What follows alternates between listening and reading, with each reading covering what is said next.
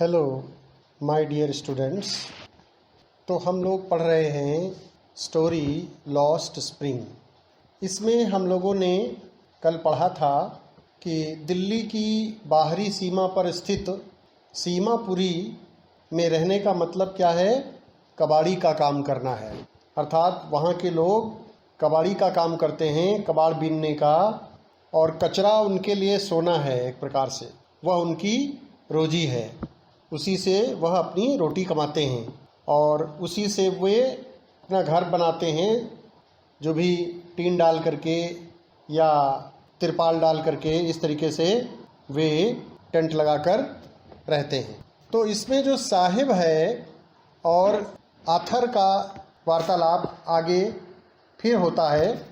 तो देखिए पैराग्राफ में, आई समटाइम्स फाइंड ए रूपी। साहिब कहता है कि मुझे कभी कभी 1 रुपया मिल जाता है। समटाइम्स फाइंड ए रूपी, इवन ए 10 रुपी नोट, और कभी कभी 10 रुपये का नोट भी मिल जाता है। साहिब कहता है कि कभी कभी मैं 1 रुपया पा जाता हूँ और कभी कभी यहाँ तक कि 10 रुपये का नोट भी मिल जाता है। हिज आइज लाइटिंग अप, उसकी आँखों में चमक आ जाती है जब वो उसे इस तरीके से 1 रुपये का या 10 रुपये का नोट मिल जाता है। तो when you can find A silver coin. तो अब यहाँ पर एक डिफ़िकल्ट फ्रेज़ है, लाइटिंग अप। लाइटिंग अप का मीनिंग है लुकिंग ब्राइट, माने चमकते हुए दिखना। लाइटिंग अप का मतलब, हिज आइज लाइटिंग अप का मतलब क्या हुआ? उसकी आंखों में चमक आ जाती है, चमकते हुए दिखती हैं उसकी आंखें। Lighting up means looking bright. When you can find a silver coin in a heap of garbage, जब तुम्हें कचरे के ढेर से, heap of garbage बने कचरे का ढेर, जब तुम्हें कचरे के ढेर से एक सिक्का मिल जाता है, एक सिल्वर कॉइन मिल जाता है, एक चांदी का सिक्का मिल जाता है, you don't stop scrounging. Why don't you stop scrounging? तो तुम उसकी खोज करना बंद क्यों नहीं कर देते हो? आथर साहिब से प्रश्न करती हैं। जब तुम्हें सिक्का मिल जाता है, चांदी का सिक्का मिल जाता है तलाशते तलाशते, तो तुम ये काम क्यों नहीं बंद कर देते हो? तो तुम उसकी खोज करना क्यों नहीं बंद कर देते हो? स्क्राउंजिंग मतलब खोज करना। For there is hope of finding more, क्योंकि वहाँ से और अधिक प्राप्त होने की, मोर मतलब और ज़्यादा प्राप्त करने की उम्मीद होती है। It seems that for children garbage has a meaning different from what it means to their parents. It seems, ऐसा प्रतीत होता है, ऐसा लगता है, दैट फॉर चिल्ड्रेन, कि बच्चों के लिए, garbage has a meaning different from what it means to their parents. बच्चों के लिए कचरे का अर्थ, डिफरेंट मतलब भिन्न, उनके माता पिता के अर्थ से भिन्न है। Different from what it means to their parents, माने जो कचरे का अर्थ उनके माता पिता के लिए है, बच्चों के लिए उससे उसका मीनिंग डिफरेंट है, भिन्न है। For the children it is wrapped, एक कठिन वर्ड आया है रैप्ड। तो रैप्ड माने होता है लपेटा हुआ, अर्थात कवर्ड। तो for the children it is wrapped in wonder, बच्चों के लिए, इट किसके लिए आया है? कचरे के लिए। बच्चों के लिए जो कूड़ा कबाड़ कचरा है वो आश्चर्य में लिपटा हुआ होता है, आश्चर्य से लिपटा हुआ होता है, क्योंकि उसमें से वो कुछ काम की चीज़ें पा जाते हैं, जैसे कभी कभी सिक्का, रुपया इत्यादि पा जाते हैं, इसलिए वह उनके लिए आश्चर्य में लिपटा हुआ होता है। For the elders it is a means of survival, एक कठिन वर्ड आया सर्वाइवल, SURVIVAL। सर्वाइवल का मतलब होता है लाइफ, जीवन, अस्तित्व, अपनी भाषा में कह सकते हो जीवन या अस्तित्व। तो for the elders it is a means of survival, बड़ों के लिए कचरे का क्या अर्थ है? लाइफ माने जीवन, जिंदगी, अस्तित्व। One winter morning I see Saheb standing by the fenced gate of the neighbourhood club. अब क्या हुआ? वन विंटर मॉर्निंग, जाड़े की एक सुबह, लेखिका आथर कहती हैं कि जाड़े की एक सुबह आई सी साहिब, मैंने साहिब को स्टैंडिंग मैंने खड़े हुए देखा। कहाँ? By the fenced gate of the neighbourhood club, पड़ोस में क्लब था और उसकी जो उसका जो फेंस्ड गेट था, मैंने चहारदीवारी से लगा हुआ जो गेट था उसके नज़दीक खड़ा हुआ मैंने साहिब को देखा। मैंने आथर जो हैं, लेखिका अनीस जंग जो हैं, वो साहिब को एक क्लब के गेट के पास, पड़ोस में जो उनके क्लब है उसके गेट के पास खड़े हुए देखती हैं। Watching two young man dressed in white, और वो क्या कर रहा था? जहाँ से वह कौन? साहिब सफ़ेद वेशभूषा पहने हुए दो युवकों को टेनिस खेलते हुए देख रहा था। वाचिंग मैंने देख रहा था, टू यंग मैन मैंने दो युवकों को, ड्रेस्ड इन वाइट मैंने सफ़ेद कपड़े पहने हुए, प्लेइंग टेनिस मैंने टेनिस खेलते हुए। तो जहाँ से वह सफ़ेद वेशभूषा वाले दो युवकों को टेनिस खेलते हुए ध्यानपूर्वक देख रहा था। अब इसमें एक वर्ड आया है क्लब। क्लब का अर्थ होता है, club means A club is an association of people United by A common goal. Club जो है ये एक एसोसिएशन होती है लोगों की जिनका कि एक कॉमन गोल होता है, कॉमन लक्ष्य होता है। I like the game he hums, HUMS, hums एक ये वर्ड आया है, डिफिकल्ट वर्ड है। हम्स का मतलब होता है सेज विद हेसिटेशन। हम्स का क्या मतलब होता है? सेज विद हेसिटेशन, माने संकोच के साथ कहता है। और एक वर्ड आया है कंटेंट। कंटेंट का मतलब होता है सेटिस्फाइड, माने संतुष्ट। तो साहिब कहता है आथर से कि I like the game he hums. Sahib जो है वो संकोच के साथ कहता है, क्या कहता है? कि मैं गेम पसंद करता हूँ, मुझे खेल पसंद हैं, हिचकिचाते हुए बोलता है।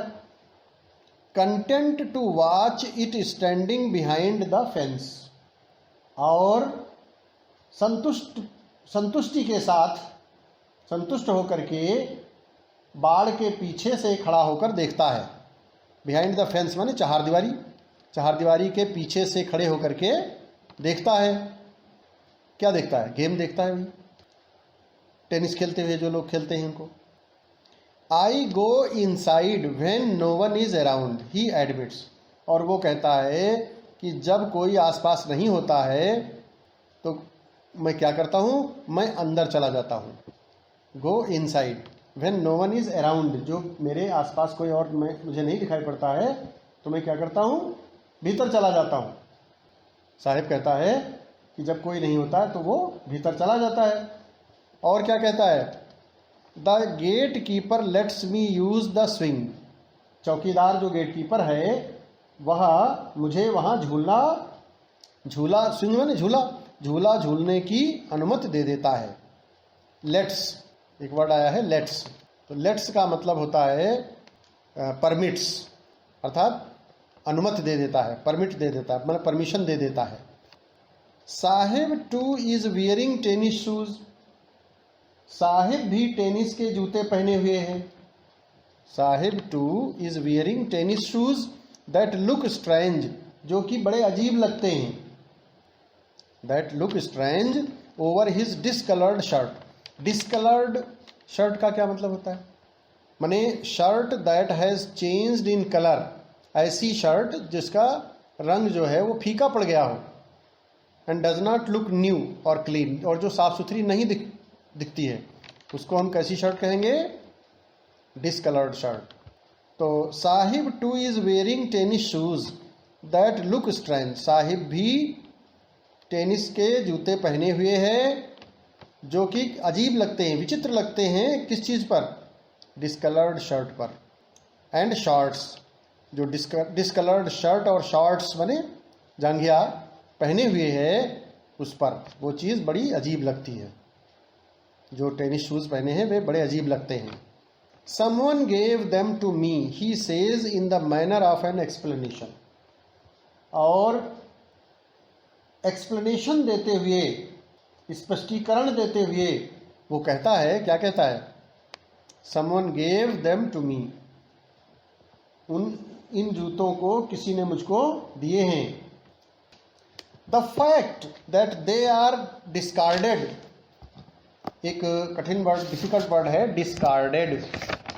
डिस्कार्डेड का अर्थ होता है तिरस्कृत, रिजेक्टेड जिसको कह सकते हो। डिस्कार्डेड का मतलब है रिजेक्टेड। तो the fact that they are discarded, वास्तव में फैक्ट ये है कि किसी धनी लड़के ने उनको बेकार समझकर फेंक दिया था, फेंक दिया है कि किसी धनी लड़के के द्वारा वे जूते फेंक दिए गए हैं। The fact that they are discarded shoes, वे कैसे जूते हैं? डिस्कार्डेड शूज हैं, किसी धनी लड़के के द्वारा फेंके गए, तिरस्कृत किए गए शूज हैं वो। Who perhaps refused to wear them because of a hole in one of them, उनमें से एक जूते में जो जूते की जोड़ी थी उसमें से एक में होल हो गया था, इसके कारण पहनने से उसने रिफ्यूज कर दिया था, शायद उनको डिस्कार्ड कर दिया था। तो वे जूते हैं, परंतु does not bother him, Sahib को इसकी कोई परवाह नहीं है। बोदर, एक वर्ड आया है बोदर 10 नंबर पे। बोदर का मतलब है डिस्टर्ब। साहिब को कोई भी टेंशन नहीं है, वो जरा सा भी डिस्टर्ब नहीं है इस बात से। किस बात से? कि वो डिस्कार्डेड शूज़ पहने हुए है, किसी के द्वारा छोड़े गए जूते जो बेकार थे, फेंक दिए गए थे, उनको पहने हुए है। इस बात से उसको कोई परवाह, कोई टेंशन नहीं है, इस बात की उसे कोई परवाह नहीं है। For one who has walked barefoot, क्योंकि जो नंगे पैरों चलता रहा हो। फॉर वन, क्योंकि वह व्यक्ति who has walked barefoot, जो नंगे पैरों चला हो। Even shoes with a hole is a dream come true, तो उसके लिए एक छेद वाले जूते ने उसके स्वप्न को साकार कर दिया था। ए dream come true.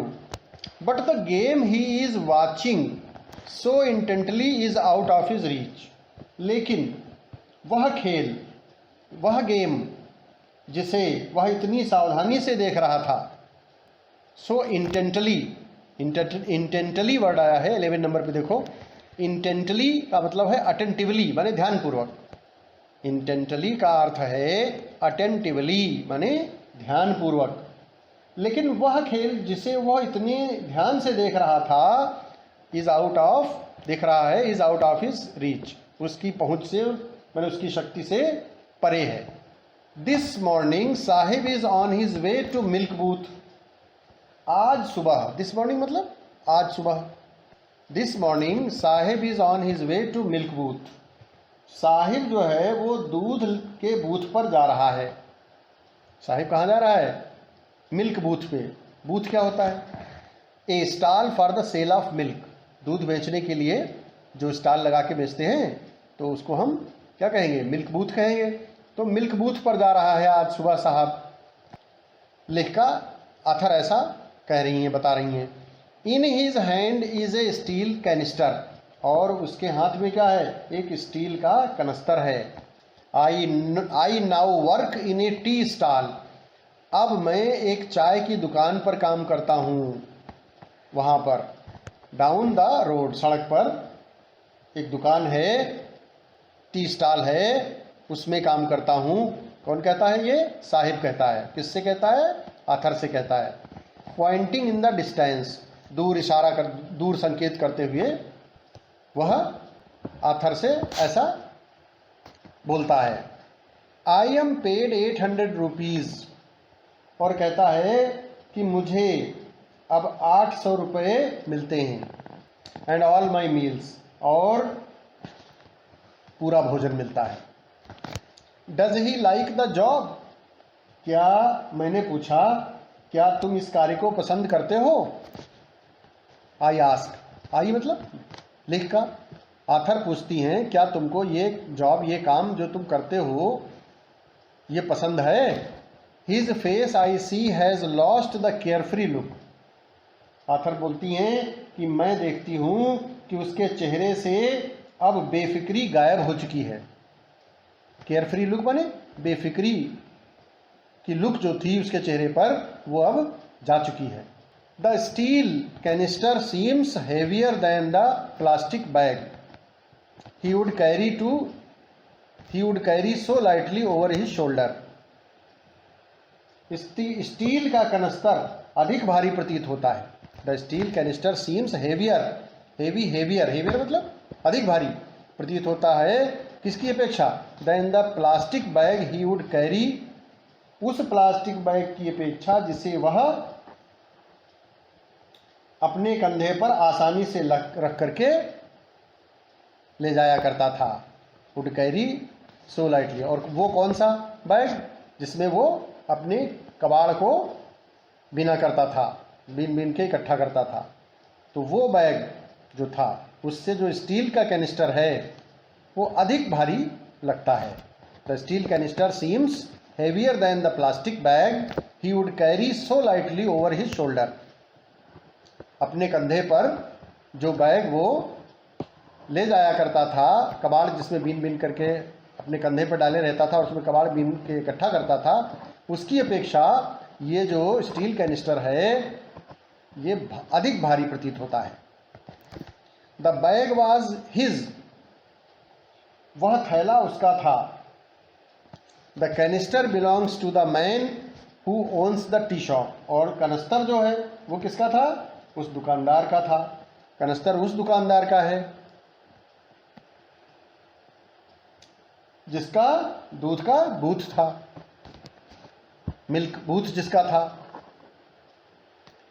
Sahib is no longer his own master, Saheb अब अपना मालिक नहीं रह गया था, माने उसकी स्वतंत्रता चली गई थी। जब वो कबाड़ बीनता था तब वो एक स्वतंत्र जिंदगी जीता था, किसी प्रकार का उसे टेंशन नहीं था।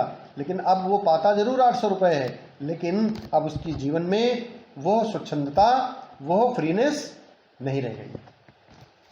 तो बच्चों, इस तरीके से ये पैराग्राफ्स मैंने आपको अच्छे से समझा दिए हैं और इनके मीनिंग्स जो है वो भी आपको लिख दिए हैं।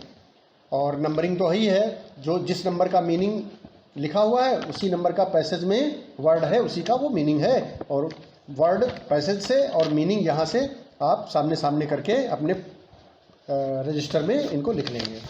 और ये 2 शॉर्ट क्वेश्चंस और 1 लॉन्ग आंसर भी इस लेसन पर हमने आपके लिए बनाए हैं, जो कि मैं भेज रहा हूँ। इनको भी आप अच्छे से अपने रजिस्टर में लिख लीजिएगा और तैयार करिएगा।